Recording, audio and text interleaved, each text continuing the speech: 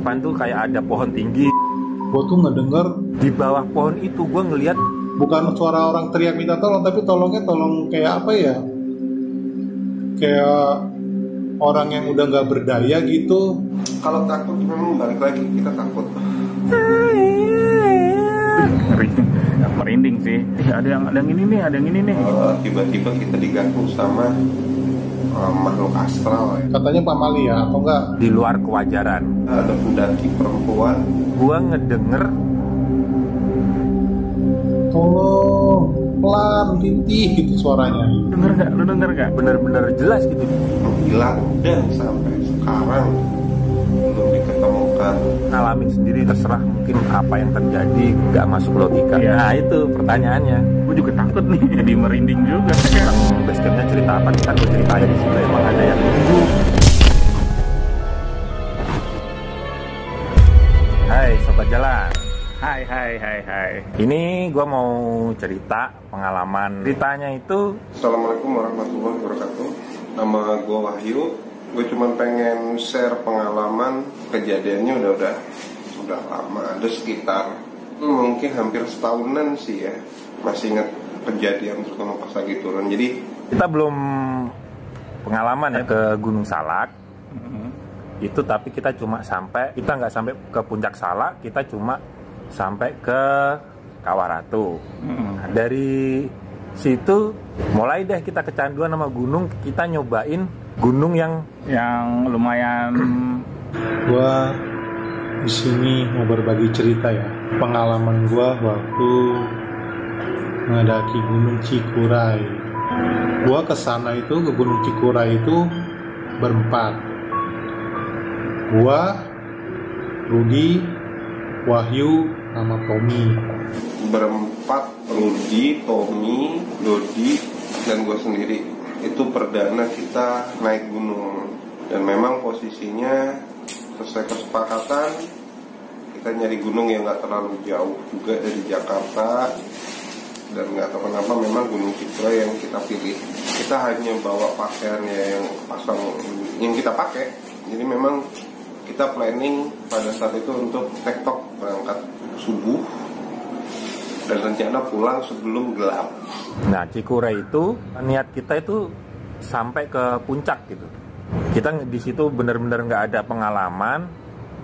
Kita nggak pernah ngecamp, nggak pernah kayak pendaki lain lah. Yang equipment kita juga sangat terbatas waktu itu. Sepatu juga yang kita pakai sepatu cat, celana jean. Ya pokoknya masih cupu banget lah pokoknya. Karena ya itu baru 2 kali gitu. Iya, kok berani ya kita ya dulu ya. Heran ya. Gue di sini tuh akan berbagi cerita tentang pengalaman mistis yang gue alami, temen gue juga yang alami saat pendakian.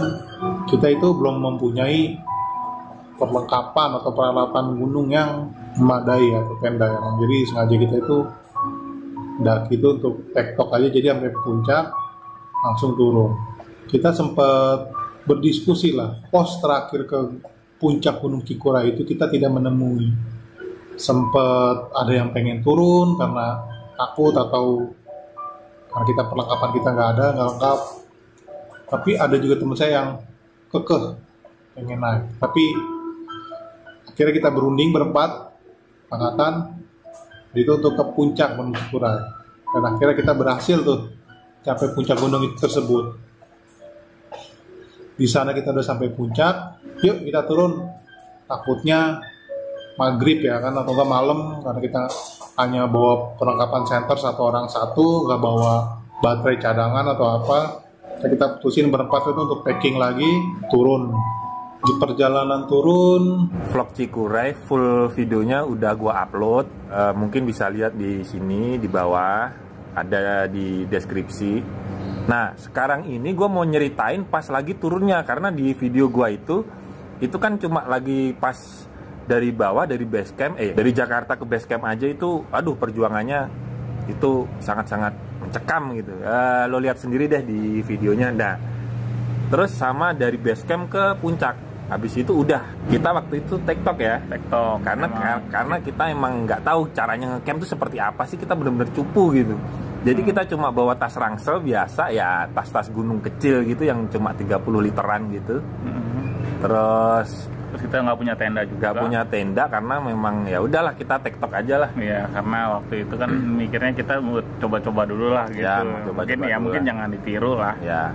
Sebenarnya gue ada video perjalanan turunnya itu yang sebenarnya nih di sini mau gue ceritain bahwa ketika turun itu, wah, suasananya kalau bisa dibilang enggak, kita udah posisinya rencana berharap gimana caranya sebelum gelap atau sebelum maghrib itu kita udah saatnya base camp. Cuma memang kenyataannya nggak kekejar. Pas waktu turunnya itu kita tuh ngalamin hal-hal yang mungkin orang bilang bisa dibilang di luar nalar lah ya. Ya mungkin kalau orang bilang itu pengalaman mistis atau apalah, ya terserah netizen yang budiman. Dibilang takut. Kita berempat, kita turun dengan modal center masing-masing. Ya, kita berempat itu nggak sama rombongan turun. Karena kita berempat doang, nggak ada rombongan pendaki lain waktu turun.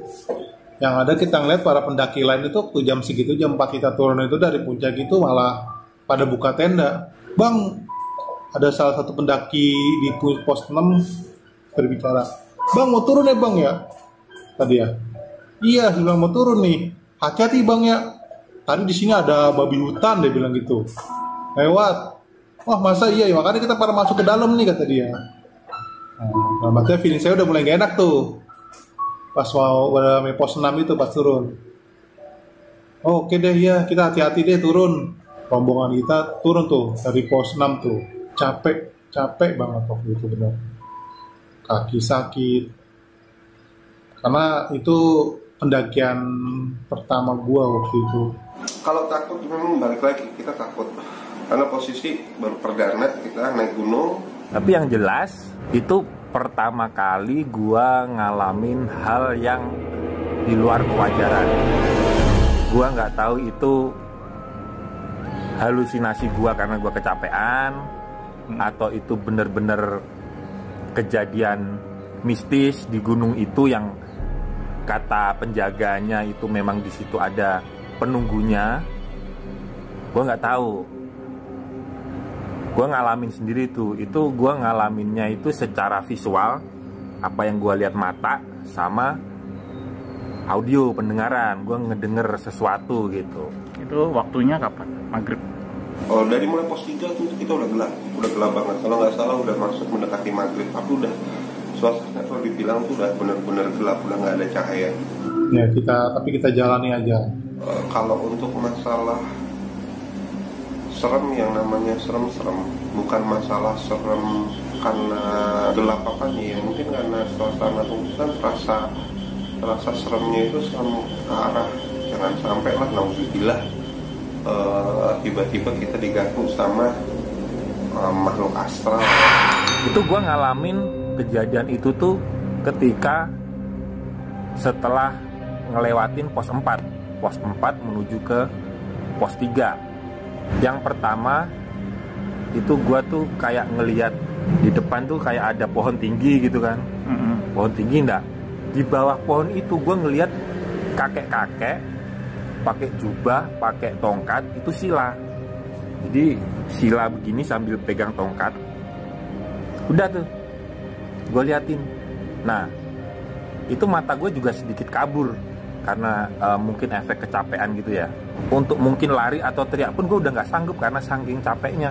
Ya udah gue diemin aja, terserah mungkin apa yang terjadi gitu, apa mungkin itu cuma mata gue. Ya udah gue diemin aja, gue jalan aja. Lama-lama pas gue ngedeketin pohon itu hilang dengan sendirinya gitu. Kan gelap tuh toh. Iya, makanya pikiran positif gue itu ya itu mungkin gue berhalusinasi gitu. Ya karena gue nggak mau mikir macem-macem lah.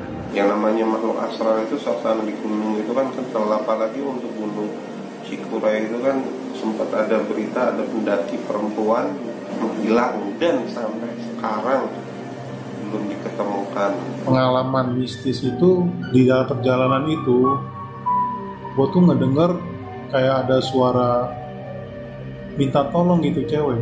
Itu sih yang sempat terlintas di pikiran, gimana caranya supaya dalam hati atau misalnya mulut tuh istilahnya sering-sering zikir. Anak percaya saya Islam, dan gimana caranya isi di kepala tuh nggak aneh-aneh gitu. Intinya udahlah, insya Allah bisa sampai bawah. Gimana caranya istilahnya jangan mikir yang aneh-aneh, yang neko-neko sepanjang jalan zikir. Minta tolong gitu cewek. Tolong, pelan, tintih gitu suaranya. Gue mau bilang ke teman-teman gue kalau gue nggak dengar itu, cuma kan katanya pamali ya, atau enggak takut bikin mereka down juga. Akhirnya tuh gue ini sendiri gitu loh, gue pendam sendiri lah, gue keep sendiri mendengar suara itu. Sempat 3 kali ngedengar suara minta tolong kayak gitu tuh.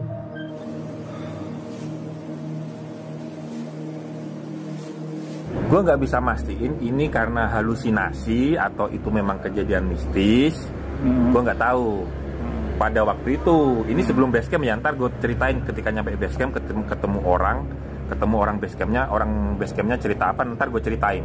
Ini kita cerita waktu lagi di perjalanan dulu nih. Gue denger sesuatu bener-bener jelas gitu di kuping gue nih, jelas gitu. Gue ngedenger tolong, kayak suara molong orang ngerintih gitu dari kejauhan.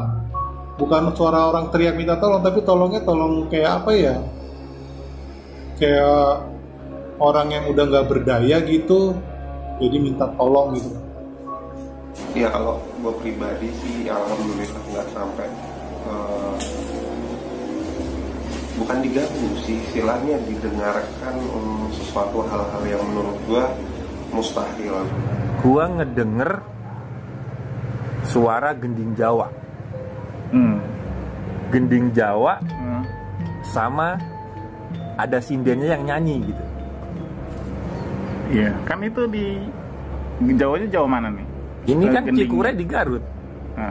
Di Garut kan berarti apa? di Garut kan Sunda kan? Sunda, ya. Harusnya musik-musik Sunda dong. Nah itu pertanyaannya, kenapa gue ngedaki gunung di Garut tapi yang gue denger itu gending-gending Jawa sama sinden Jawa, orang nyanyi lagu Jawa. Coba nggak tahu itu logikanya masuk apa enggak tuh. Nah, jadi lu sebatas dengerinnya berapa second gitu? Nggak lama sih ya, nggak sampai semenit lah. Kenceng? Ya lumayan, maksudnya di kuping gue tuh gue bener-bener ngedenger kalau itu tuh ya, karena gue orang Jawa, gue tahu itu gending-gending Jawa gitu. Gending Jawa, apa alurnya, pelok, selendronya tuh gue tahu. Oh iya itu musik Jawa gitu.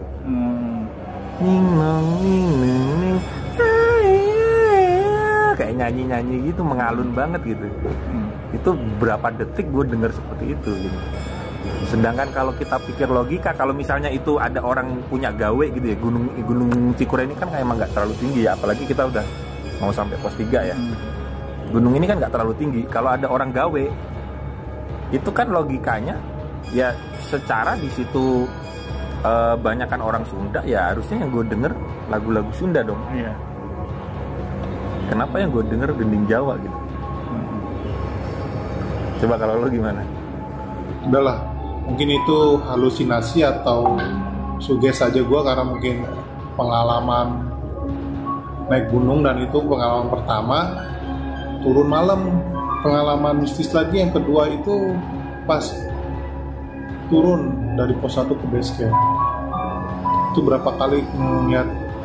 Kalau gue sih pas turun itu ya kecapean, tapi tidak mengalami sih. Yang makanya yang pas gue heran, kan lu deketan sama gue kan, duduk itu turunnya kan nggak terlalu jauh. Ketika lu mendengar, gue kok tidak mendengar gitu yang makanya. Tapi lu dari di situ kan sempat ngerasain hawa-hawa apa namanya yang agak aneh nggak? Iya, hawa aneh ngalamin karena waktu itu maghrib, kita turun kan maghrib di pos 4-nya, dan gue selama ini kan udah lama nggak naik gunung lagi, terus di situ diajak pas turun juga waktunya maghrib dan gue merasa sedikit agak merinding sih. Cuman gue tidak waktu itu tidak mendengar. Lo tau nggak si Dodi pas udah nyampe base camp dia cerita? Iya, nah itu kan Cerita kalau dia juga ngalamin hal-hal yang nggak masuk logika. iya, waktu itu juga kan pas lu denger kan, lu denger nggak? Lalu gue bilang, udah ntar ceritainnya di bawah aja, gue juga takut nih. Terus di Dodi juga, iya gue denger apaan? Terus di bawah baru pada cerita kan. Waktu itu cerita apa si Dodi? Si Dodi tuh katanya pas di bawah tuh dia ngaku katanya denger ada suara lirih wanita minta tolong. Makanya gue juga pas di bawah, ngeri banget ya. Waktu itu dia cuma diem aja tuh. Iya.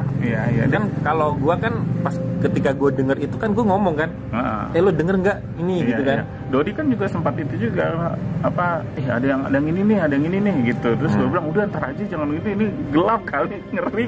Udah kita senternya udah pada mati kan itunya, baterainya habis ininya, ya udahlah ntar aja ngobrol-ngobrol itunya. Baru kan pas di pos si Maksinya kan baru cerita tuh, karena ada ini juga kan, ada bapaknya juga kan, di Dodi baru cerita tuh. Makanya ya ngeri, ya gitulah jadinya, jadi merinding juga kan. Itu berapa kali ngeliat sekelebetan bayangan gitu, pengalaman dari ngeliat batu yang bergerak sendiri dari jauh, jauh-jauh apaan di aku center, kok batu kok kayak bergerak gitu, kok mungkin karena malam banget ya center jarak jauh, jadi aku center itu batu itu kayak kain putih dari jauh itu, mungkin itu halusinasi mata. Aku coba mendekat, ternyata itu batu, tapi dia kayak bergerak gitu kalau dari jauh itu melihatnya. Dan akhirnya kita sampai juga tuh di base camp.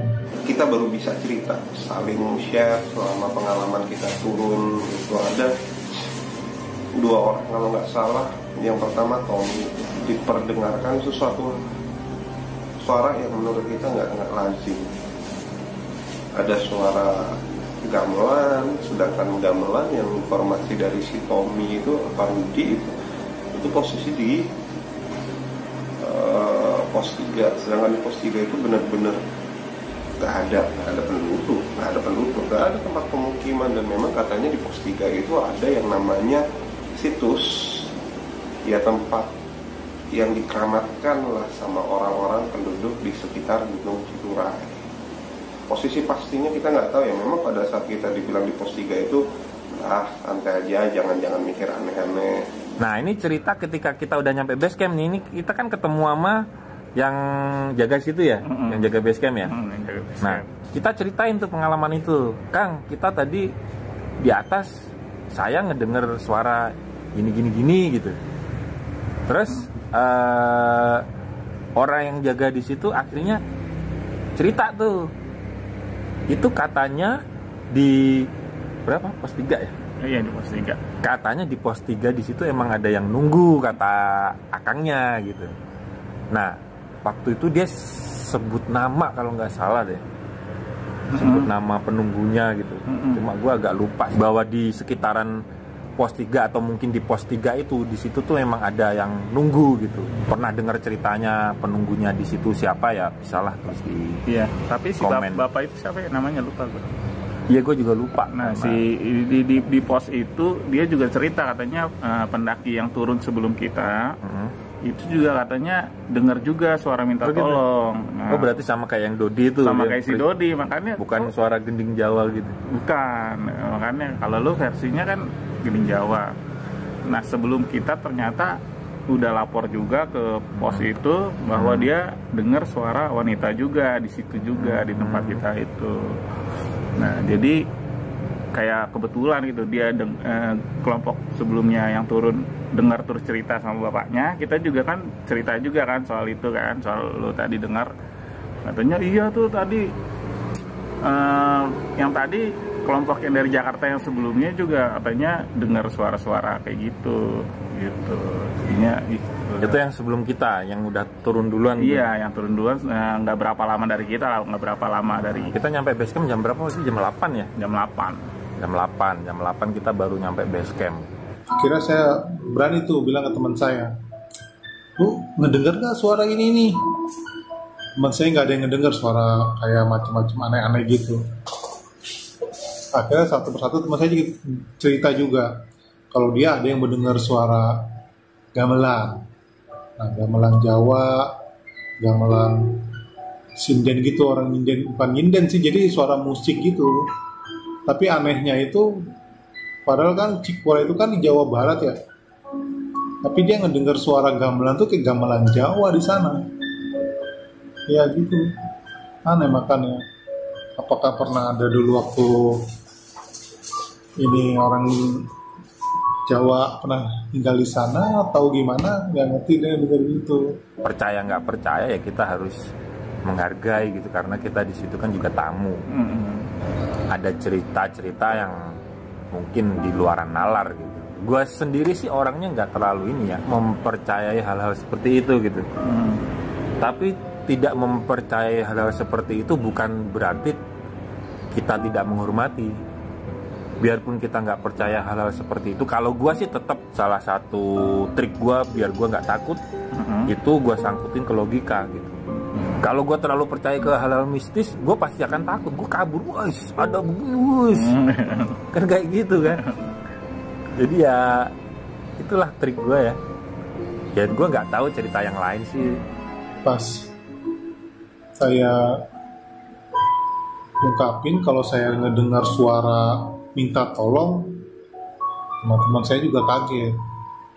Untungnya kita nggak mempedulikan ya, karena malam kalau ada kayak gitu mungkin kita, kalau seandainya emang ada pendaki lain benar minta tolong, mungkin kita juga nggak bisa berbuat apa-apa. Paling nggak kita hanya bantu dan mengabari ke base camp untuk kalau ada pendaki-pendaki yang cedera atau apa gitu. Tapi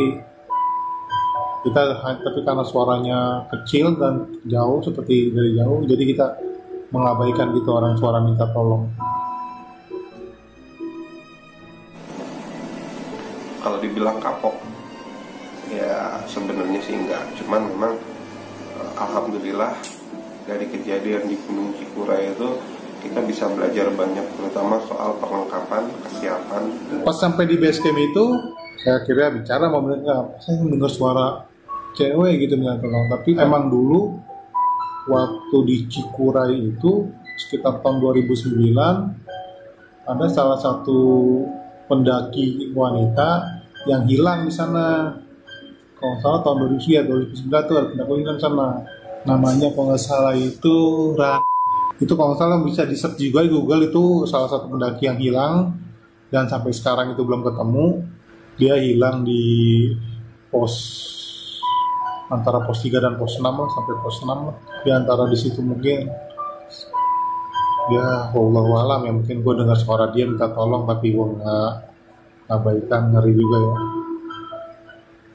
Oke, mungkin itu sedikit cerita pengalaman mistis gue di Cikura. Mungkin kalau ada yang punya cerita di Cikuray, bisalah berbagi pengalaman lah. Ya namanya naik gunung itu nggak bisa dijadiin sesuatu hal yang kita anggap remeh. Kita bisa kotek top sehari atau apa. Karena ya pada saat itu mungkin kita masih dikasih kemudahan lah. Mudah-mudahan ya bisa. Untuk pendaki-pendaki lain berhati-hatilah kalau untuk pendaki, jadi jangan sampai terpengaruh oleh suara-suara yang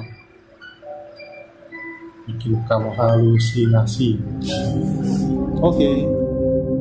Ya udah itu aja sobat jalan. Itu pengalaman pertama gua menghadapi hal mistis dalam tanda kutip. Kenapa dalam tanda kutip? Karena gue nggak tahu itu mistis beneran apa itu halusinasi gue nggak tahu. Ya mohon kebijaksanaannya sobat jalan, silakan komen tapi yang sopan ya. Ya mungkin dari itu sekian yang bisa gue share tentang pengalaman turun dari Gunung Cikura. Next time ya mungkin dari teman-teman kita bisa jalan bareng lagi, karena posisi memang sementara gue istirahat dulu insya Allah sampai bulan Mei. Gua menghargai kearifan lokal di situ, bahwa memang di situ ada penjaganya. Penjaga dalam arti di sini adalah hal gaib. Kita harus menghormati itu, karena bagaimanapun kita, gua, lu itu adalah ketika mendaki sebuah gunung, kita adalah tamu di situ. Menghormati kayak misalnya pantangan-pantangan atau apa yang nggak boleh dilakuin di gunung itu. Kan warga lokal lebih tahu daripada kita, karena kita juga baru ke situ kan, cuma niatnya kan cuma untuk ngedaki doang, untuk menikmati keindahan alam, udah nggak lebih. Nah kalau ada pantangan-pantangan ya udah kita ikutin. Jadi kalau dari gua sih pesennya, biarpun kita nggak percaya hal-hal mistis, tetap kita harus menghormati kearifan lokal di situ. Iya benar, setuju. Nggak boleh lah kita bilang wah apaan, nggak ada kayak begitu-begitu, nggak boleh ya. Kalau kita nggak percaya udah kita diem aja gitu. Kita hormatin apa yang sudah dipercaya sama orang lokal situ gitu, karena intinya tuh kita cuma tamu di situ. Iya. Itu aja sih. Jangan lupa share pengalaman kalian di komen, apa atau mungkin saran ketika di gunung, ketika menghadapi hal seperti ini tuh harusnya kita seperti apa. Silakan komen. Gue nggak nyaranin lo harus subscribe, karena gue paling sebel ketika kita nonton YouTube kita disuruh-suruh subscribe. Gue juga paling nggak seneng. Tapi kalau kalian bahagia silakan di subscribe. Gitu. Gue nggak nyuruh subscribe ya. Beda ya. Beda. Subscribe silakan. Udah enggak, gue nggak akan begitu. Gue cuma bilang kalau kalian bahagia silakan subscribe. Kalau kalian nggak bahagia, pengen bagi pengalaman, silakan tulis di komen. Terus next kita ke gunung mana nih? Thank you teman-teman pendaki, salam buat pemburu sunrise, salam buat pecinta alam bebas. Mantap. Sobat Ambiar. Sobat Padi.